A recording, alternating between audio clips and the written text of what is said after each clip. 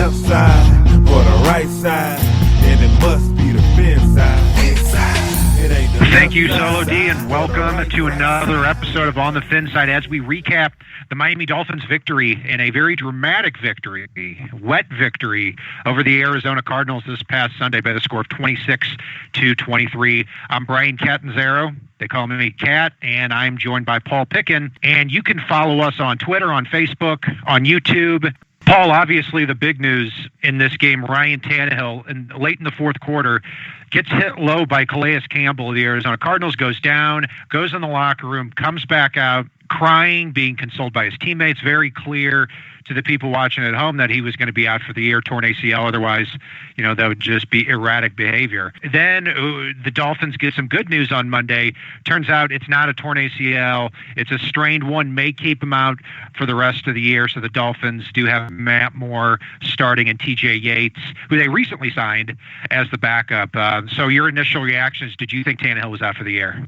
I was willing to wait and see. I was watching it with my uncle and with my father, and my uncle immediately said, nope, it's torn. And we see constantly where these guys think from the initial diagnosis that something's torn or that it's not as severe as it actually is. So I'm always willing to wait for the thorough examination the following day. We always know that it's going to be quick. I was very, very happy with the prognosis. Immediately went out, took a look around, and depending on what grade those sprains are, it can really be anywhere from 2 to 4 weeks to a year. And it sounds like it's on a little bit of the lighter side. So hopefully Miami's able to take 2 of the next 3, sneak into the playoffs, and get a healthy Tannehill back in round 1 of the playoffs. I don't see Matt Moore being the guy that leads us to the promised land. I never made a secret of that preseason or the past couple of seasons. I've always thought Tannehill goes down. That can potentially be our season. But this late in the year and potentially get back to the playoffs, it's not lost at this point. Well, I'm with your uncle and your dad. I believe in snap judgments on injuries. I did think his ACL was torn. And, I'm glad I was wrong on that. So Matt Moore takes over the starting quarterback position for the Dolphins. I definitely like Matt Moore more than you do, and I'm looking forward to seeing what this guy has. It seems like he's always played better with the lights on. In other news, as we get to the grades a little bit later, Deion Jordan, Mike Pouncey, both are going to be shelved for the season, and Deion Jordan doesn't surprise me. It didn't sound like the guy was ready to play mentally, physically, and Mike Pouncey could be a bigger issue because I've had just about enough of Craig Urbick. Pouncey could be. I do like Steen in at center. Hopefully there's not another injury at this point because Miami is pretty thin along that line depth-wise. The Deion Jordan thing, I'm a little bit torn on because, the guy's had his issues. He's paid his dues trying to get back. And really, he would have been such a natural fit if he was in any way, shape, or form ready to play for what Miami's missing on defense. They've got the Jelani Jenkins eternal $85 million injuries. Donald Butler on the other side. Neville Hewitt kind of plugging in. Spencer Paysinger kind of plugging in. Miami's got a weakness against the tight ends on defense and really needs some support from that outside linebacker spot. And he could have been somebody that they could have brought back and actually had an impact against tight ends down the stretch here. And also a little bit in the pass rush as well. So he could have really shored up one of the biggest gaps that there is on Miami's defense. And it's unfortunate that he's not going to be back this year. Hopefully he gets it together for next year and can be an impact for this team. And then Miami only needs one outside linebacker. Also, taking a look at the Dolphins' schedule in 2017, looks like Steve Ross is interested in giving yet another home game for the Miami Dolphins away. The Dolphins will play next year in Europe, in London, against the New Orleans Saints. So, I don't know, Paul. Am I the only one that gets pissed off about this? I do and I don't. It's rough going. It helps expand the fan base over in England, which Miami's got a pretty good fan base that don't get to see them play very often. It helps Miami get a Super Bowl in Florida, which unfortunately that's one of the dues that the NFL has put out as a hurdle at this point to be able to do so. Would it be sweet as hell to see Miami get to the Super Bowl in their home stadium? God damn right it. But it's a rough thing. It sucks they have to lose a home game to do so. At least it's not a playoff game. At least it's against the Saints. At least it's not the Jets game. It's not a big rivalry game. So it happens. I'm willing to deal with it at this point. Well, we have another choice, so we'll stick with that. So looking at the Cardinals-Dolphins game, man, oh man, now here we are. The Dolphins have won 7 of their last 8 contests after a 1-4 start following a loss to the Tennessee Titans all the way back in Week 5. Very fast start for the Dolphins. Mike Hull has an interception on Carson Palmer's first drive, followed by a 29-yard quick strike to Kenny Stills. And then the Dolphins continue to nurture that lead. They're up 21-7 with 13.5 minutes left in the fourth quarter. And Arizona has thrown for less than 50 yards, has the ball on their own 1-yard line. They drive 99 yards, get the ball back, score again. Then you have Walt Aikens return for 2 points. That has the Dolphins up 23-15. The Cardinals drive the length of the field again, get the 2-point conversion, and it's 23-23, and they're getting the ball back, and Ryan Tannehill presumably was out for the year at that point. Man, oh man, how things turned in that fourth quarter. Dolphins end up on a Jarvis Landry 20-yard punt return, getting the ball back to Arizona territory. 2 Kenny Stills catches late. The Dolphins are kicking a 21-yard field goal to win the game. Paul, they always make it interesting, don't they? They certainly do, and I don't think the driving rain at points in time helped. But you know what? It seemed to even hurt the Cardinals more than it hurt Miami.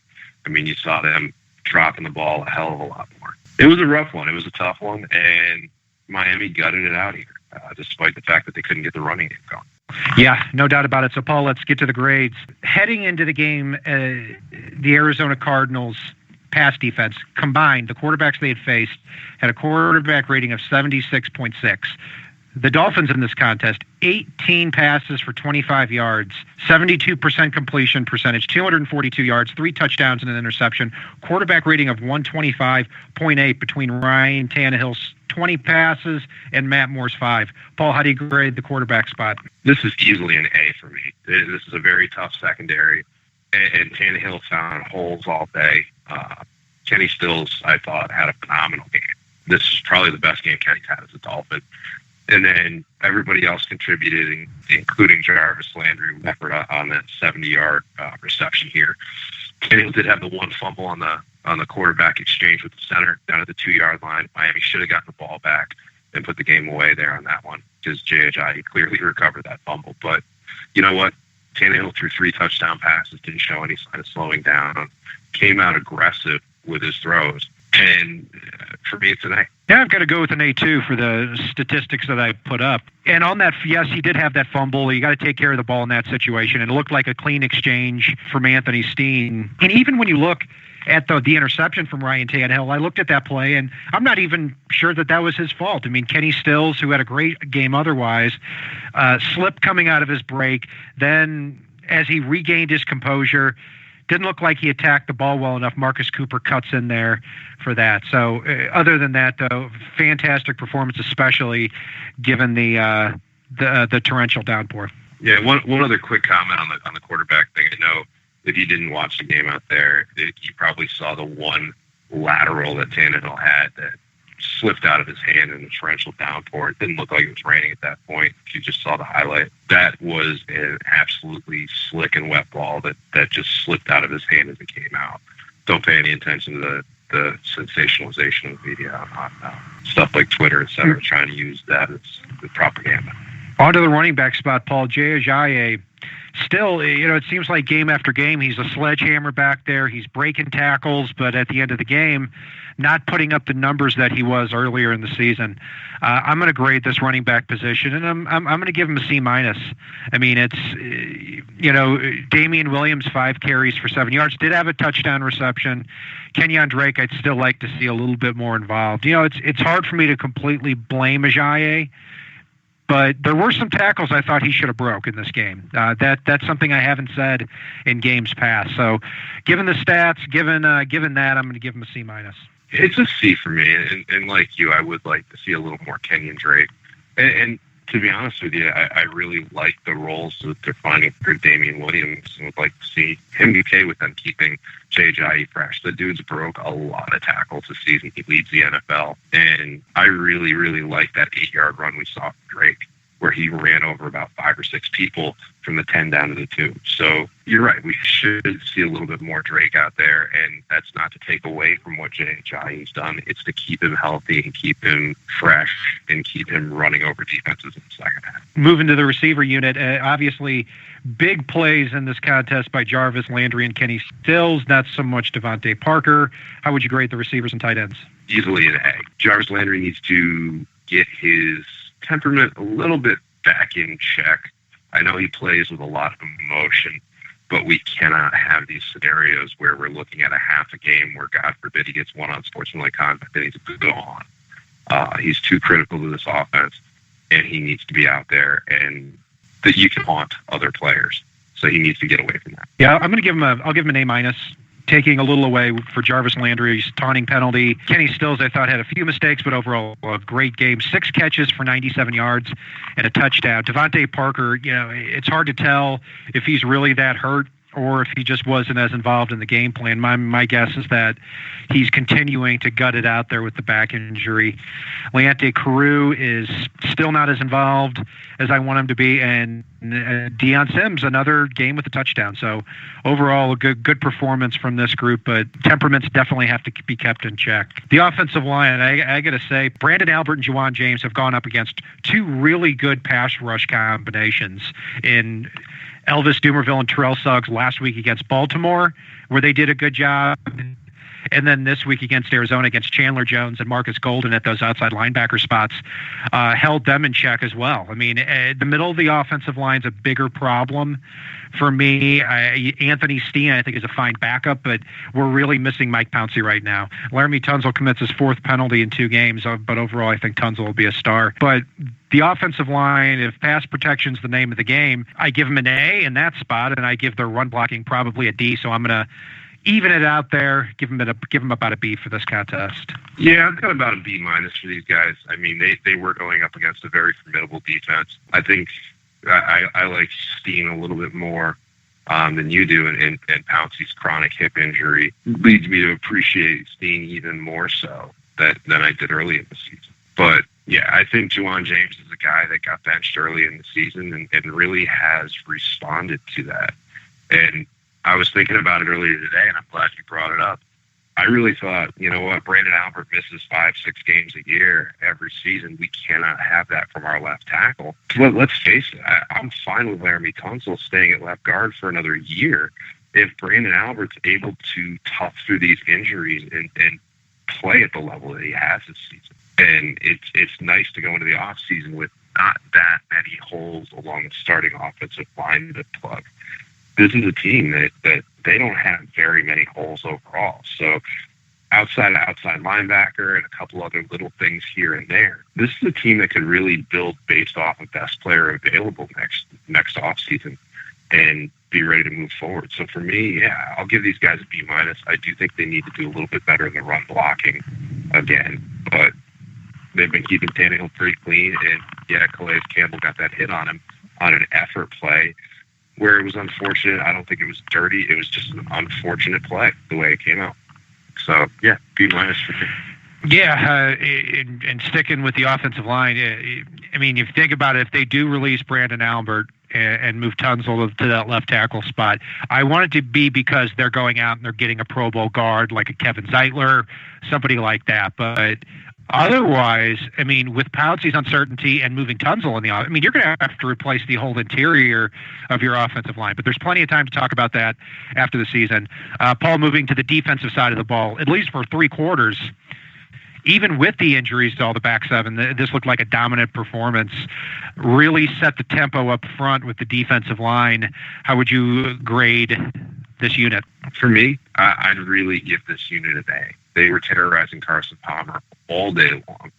And I think Jason Jones easily had the first game we've seen from him this season where he showed warrant to possibly consider bringing him back next year.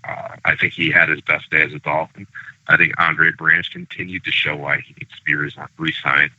Cameron Wake's just an absolute freak of nature, and Ndamukong Suh was stuffing plays left and right. Add to that what Jordan Phillips and Earl Mitchell brought in on defense, and I was very happy with it. And even Terrence Fede got a little in on the action, which I wanted him released after his dumb play earlier in the season. That pretty much was a turning point in that game. So for me, yeah, it easily A- here. I would have liked to see a little higher sack total, but I think they set the tone for everybody behind. Yeah, I'll go with an A- too. I mean, Cameron Wake on the season, 9.5 sacks, 4 forced fumbles, and I can distinctly remember this year 3 sacks that were called back on penalties that Wake had. So we easily should be talking about double-digit sacks. And Ndamukong Suh, a monster inside. Andre Branch needs to be re-signed, no doubt about it. Otherwise, you're going into the future at defensive end without a long-term solution. Branch, I think, has proven everything he needs to. Jason Jones, I agree with you. I thought he was getting better and better and better. Then he got suspended, and then this past week proved to be very good in that rotation again. I wouldn't mind seeing him back as a 31-year-old player to complete the rotation. I think part of it was the Dolphins' defensive line played well. Part of it is the Arizona Cardinals' injured offensive line really contributed to their poor play, and Carson Palmer getting rattled all game. The linebacker core, Paul, Mike Hall replaces Kiko Alonso at the linebacker spot, gets an interception on his first drive. How do you grade the linebackers? This is a tough one. I still think that Butler's an absolute liability when he's on the field. I thought Neville Hewitt was okay in his limited action. I was pretty impressed with Mike Hall. He's a guy that he doesn't look like he should be out there playing middle linebacker on an NFL field or playing any linebacker spot on an NFL field. He doesn't grade out speed-wise or really any measurable as somebody that should be out there. But in terms of pure effort and heart and play, you know what? The guy really does seem to have something. And Paysinger, I thought, had a pretty good day when he was out there as well. So if you can find a role for Mike Hall, maybe it's just being Kiko's backup. Maybe he can slide into one of those outside backer spots and help the Dolphins next season. But they might have something there. So for me, I'll give these guys a B, especially considering none of our starting linebackers were in the lineup for this one. Yeah, I'm going to give him a B-. Mike Hall, I agree with you. I thought he played a fantastic game at that spot, not just the interception, but being active. He does get caught up in the wash, which tends to happen when you're 225, 230 pounds.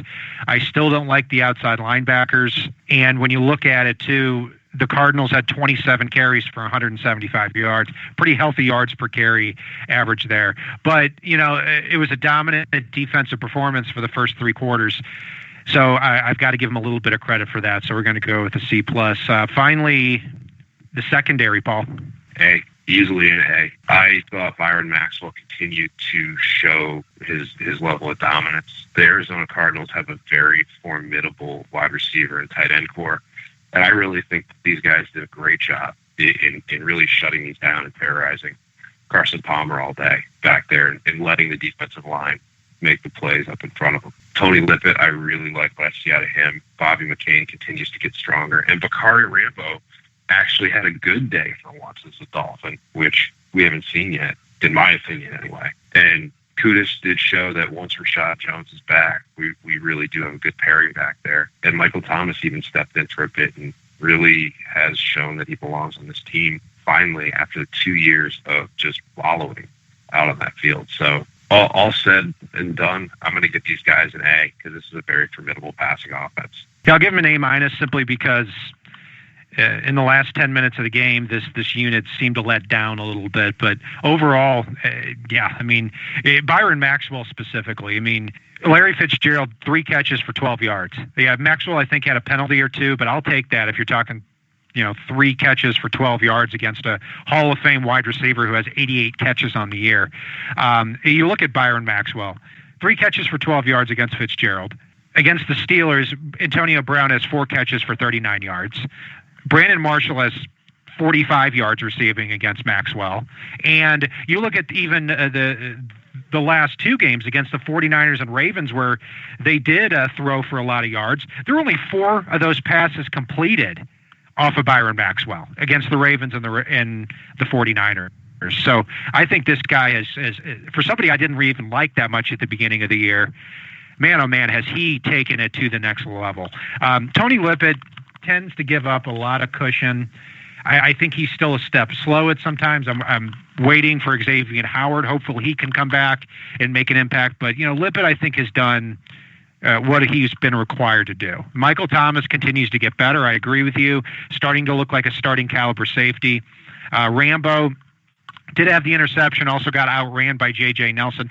Rambo is what he is. But overall, this unit, you're talking about Carson Palmer in the first 47 minutes of the game, had 48 yards passing. That's a pretty dominant performance, rain or no rain. I'm going to give this unit, Paul, you gave him an A. I'm going to give him an A-. Yeah, and one more quick comment on that as well. It's anybody out there that's watching this team and still saying that our secondary is in dire straits, and that Byron Maxwell in particular just isn't good. You're grading him off of those performances from where Vance Joseph stuck him too far off the ball, stuck Lippett too far off the ball. And really, you need to look at his body of work since he moved up. The guy's a press man corner, always has been. And he is putting in a Pro Bowl season right now that's masked by the first 4 or 5 games. This guy is playing lights out and really needs to be in Miami for a while here, especially given the fact that if we keep all 4 of our top corners right now, we've got Byron Maxwell, Xavier Howard, Bobby McCain, Tony Lippett, and all of them have been doing an admirable job when they've had the chance out there. So we're not in dire straits at the cornerback position anymore. It's a fantastic feeling because basically the past few years we've had 1, maybe 2 cornerbacks at times, and it just hasn't worked.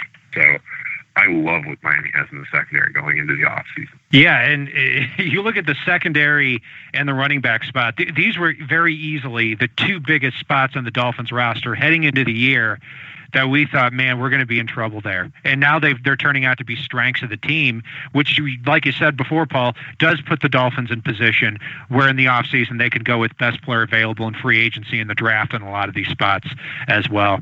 Special teams, definitely not a normal game from the special teams unit. I mean, a lot of balls up in the air on that. So it really made the difference in the game. I mean, Walt Aikens blocked extra point on Chandler Catanzaro.